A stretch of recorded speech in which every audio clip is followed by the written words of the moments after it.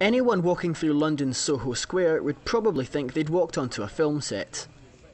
This is a demonstration by the group UK Uncut, who have been organising protests over the past year up and down the country against the proposed public service cuts which are angering Britons. They accuse large corporations of paying less tax than they should, depriving public services of essential funds, and say that banks, many of which have been bailed out by the British government, are paying their most senior employees large bonuses despite their part in the recent economic crisis.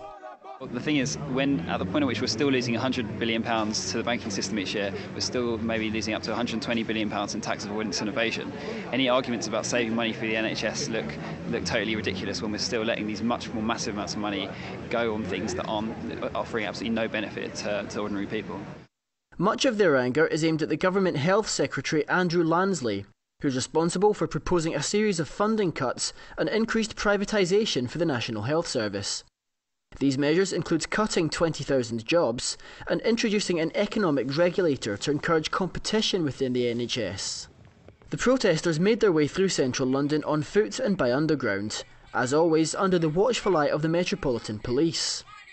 Upon arrival in North London, they set their sights on a bank with the aim of occupying it, which involves getting inside and making their message heard.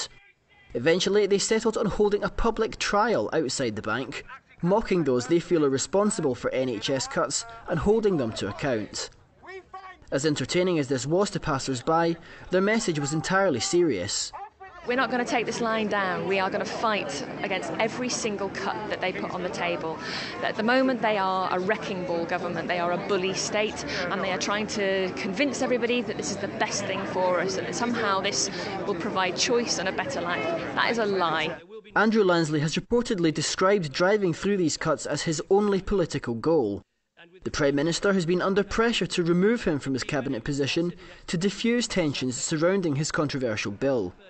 Lansley apparently said he'd rather quit than give up his job. The changes are currently making their way through Parliament. The bill which outlines them has been sent back to members of Parliament for consideration. Discussions on its future are set to continue. The government say that public service cuts are necessary to get more money into the public purse. But the public aren't willing to let that happen at the expense of the National Health Service, and while large corporations are, they say, committing large-scale tax avoidance. As you can see behind me, people are willing to take to the streets and fight to ensure that that doesn't happen. Steve McCall, Press TV, London.